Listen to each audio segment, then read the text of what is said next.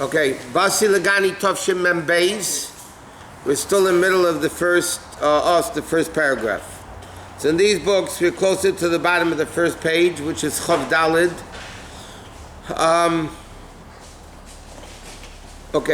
Two lines in the end of the page. Okay, the Rebbe is explaining, he brings down what the Friedrich Rebbe says in the Maamar, that Hashem, Basi Legani means Lugnuni, from the Medrash.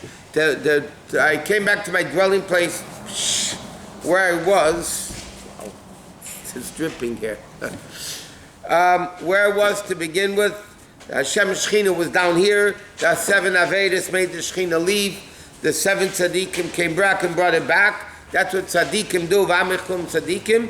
V'yishkinu lo ad aleo, to reveal the level of Sheikhin Ad, the infinite level of Hashem, all the way down here,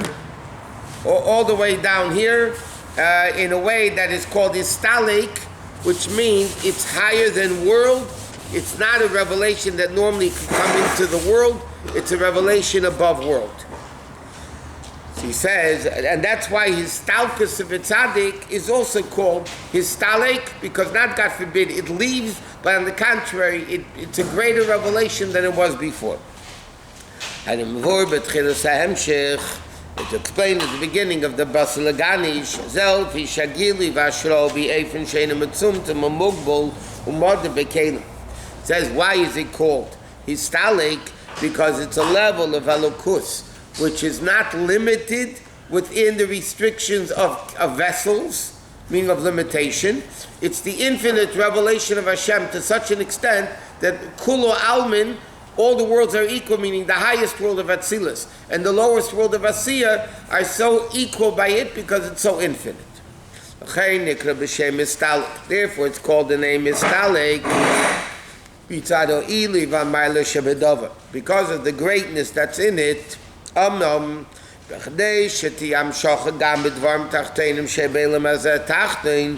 in order to keep this revelation, okay, so by Matan Torah, Basi Legani, I've come back to my garden Matan Torah.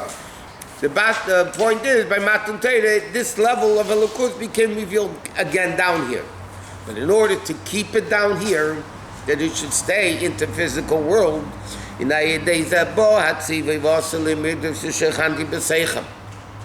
came the mitzvah right after Matan Torah of building the Mishkan, Shaleichem Yud Gimel et Tezvav, the different opinions, 13 things, 15 things, Dvarim Gashmim Me'elam Azat Tach, to take 15 things from this low physical world, Ve'esim Mehem Migdosh, and you make a Migdosh from them. Sha'olav Name V'Shochanti, that I will be dressed in them, Mishkan Dekri Migdosh, Migdosh Dekri Mishkan, because the base of Migdosh is called Mishkan is called base of Migdosh. Like he says in the Maamar, that it doesn't say V'Shochanti B'Seichoi, in its midst, V'Shochanti B'Seicham, which means in the midst of every single Yid, which means that every single Yid may create a Mishkan within them. And then that Hashem rests where? In the heart of every single Jew, all of Maamar. That's what it says in the pasuk. Kol nediv libay yeviyeho. Any person who's generous in the heart should bring Yud Gimel Dvarim Shemehem Nasa Mishkan. Okay, so now the Rebbe is adding to this point that where is this revelation? In the heart of the Jew, and therefore it says Kol Nediv Liboy. Whoever's heart is generous would bring the things to the Mishkan. As we mentioned many times, it's the first and last time in history that they made a fundraiser, and they had so much money that they told the people, stop giving already. We have too much money. First and last time in history. Okay, base. So bottom line is that the purpose of the Mishkan is to take the physical world and make Hashem rest within each individual person in the physical world through the creation of the Mishkan. Mishkan, the primary structure of the Mishkan was the Keroshim, the boards. The main edifice of the Mishkan with boards. Like it says, Basi says, Keroshim la Mishkan ati shita meindim. make the boards for the Mishkan from Atze Shitim Eimdim, from the acacia, cedar wood, whatever you find it. The verb is on the Rabbi explains, Sha'atze Shitim also comes from the word of Shtus. Shitim means acacia wood. Shitim is the root word of Shtus. Meaning, and it says interesting, when it says by Bilam over there, Vayeshiv Yisrael B'Shitim, and they started fooling around with the Moab girls, with the Pinchas story. So it says, Ramban I think says, but the Mefarshim say, why is it called Shitim? Because the Jews started doing shtusim there. They started becoming corrupt. So it says, the verb is Ashati Tzit Mlashon Shtut. Shazel Omer Azal, this is what the Gemara says, Ein Adam Ever Aveda Elam Kei Nichnes Beiruach Shtus. The Gemara says in Shabbos, the only reason a person sins is because a foolish spirit enters the person's mind. What's called in modern day language temporary insanity.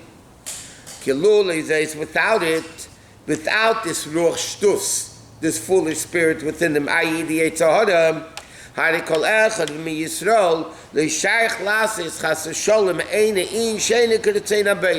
it's really impossible for any Jew by nature to go against what Hashem wants. Like the Rambam says, it's only the Yetzer Hara. At the beginning of Vayikra, when the Torah starts speaking about sin offerings, so the Torah says the pasuk nefesh kisechta, if a soul will sin, you have to bring a korban. So the Zohar says it's not a statement, it's a question. Nefesh kisechta, how is it possible that a nefesh could sin? That means by nature a Jew cannot sin. It's impossible for a Jew to sin. The only reason a Jew sins is what's called temporary insanity, the ruach shtus that comes to the person. Hainu shafilu inyan shel shegeg techta bilvad, even accidental sins are not shaykh for a Jew to do. The Gemara says, the pasuk says, Hashem doesn't make to a tzaddik any sin. This awakens a wonder. B'teiros emes, b'teiros chayim. How is it possible that a person sins? And what's the answer? It's the ruach shtus. The shtus that in shitim lashon shtus, kosher im sheker ha'olam. How can a person go against the way of Hashem who's emes? When you do emes, you can't go against emes. The only reason you can go against emes is because you do sheker. So in other words, the shtus of the world is synonymous with the sheker of the world. That's the whole word. Because Hashem is emes, you go against Hashem, it's the sheker. He says, even though the pasuk says the emes of Hashem is forever.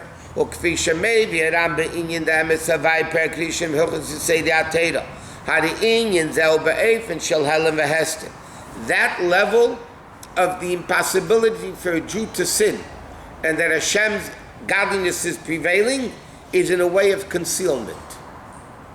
And that's the shtus. The shtus conceals the truth. The shtus of the Yetzer Hara to cause a person to sin, that's why the Yetzer Hara is called Melech Zaken Uchsila. It's a fool. It's a shaita. It's mentally disabled because it causes a person to go against reality, against the truth.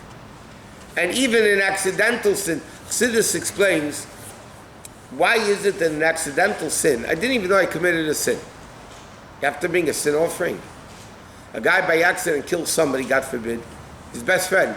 He has to run to a city of refuge until the Kohen Gadol dies. What did he do? He fell off a ladder. I mean, how is it possible? Why does Shaygig need kapara? I understand I do an intentional sin. I'm intentionally sinning. By mistake, I happened to sin. I mean, I know what I was doing, but I didn't mean to do it. So the answer is, like the Gemara, the Chassidus explains it. The Gemara says, an animal also cannot throw itself into a fire. An animal that throws itself into a fire is a crazy animal. It's bunch of crazy. The fact that Hashem allowed a person to sin accidentally shows that the person has a connection to that particular sin. Because if the person would have no connection whatsoever, impossibility, to sin, to that sin, Hashem would never allow him to sin. So to put it into very open, massive way, the fact that somebody, God forbid, killed somebody accidentally, the fact that that happened, meaning somebody died through person A, Reuven killed Shimon. The fact that Shimon died through Reuven, whether it was accidental or not, shows that the Reuven in some way has a connection to killing. It might be temper, it might be haughtiness, there's a lot of, things. But if not, the person wouldn't, God forbid, Hashem wouldn't allow him to come to do an Aveda. So even the Shtusi says, the Zohar says, Nefesh Kisachta, how is it possible even an accidental sin? Because that's the pasuk over there in Vayikra, it's talking about Korban Chatas, accidental sin. The Zohar says it's impossible by nature for a person to sin. Even accidental sin comes from the Rosh Shtus. And that's why you need to do tshuva for an accidental sin. So he says, and you need to meditate with your seichel, chochem, bin, and das, kamesha kolse, what like the Rambam writes, eichu derech, lavase v'yirasi. How do you come, the Rambam writes in Hilchos say that how do you come to love and fear Hashem, b'shashi is bein in odem b'maisiv, when a person meditates into his actions, v'yirem chochmase, and he sees with his chochma leid Hashem, to know Hashem, levatel etzehelim v'hester, to remove the concealment of godliness, or legalis mizes emes, to reveal the truth. So in other words, the Alter Rebbe is explaining, you have to make a mishkan within ourselves. A mishkan is a dwelling place for Hashem. If, God forbid, you're sinning, you can't have a dwelling place for Hashem. So therefore, where do sins come from? From the Ruach Shtus, from the Sheker. Therefore, he says, that's why the boards of the Mishkan were called Krashim Atzei Shitim. What does Atzei Shitim mean? You take the foolishness of the world,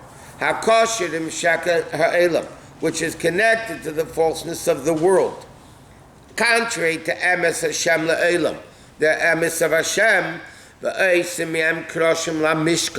you make boards for the Mishkan, but in the Krashim Eindim. Okay? So he says like this. The Rebbe is saying it Bekitzer because he basically goes Bekitzer, then he goes to the chapter of that year. The Rebbe is saying that the word Kesher, the board of the Mishkan, is the same letters as the word Sheker.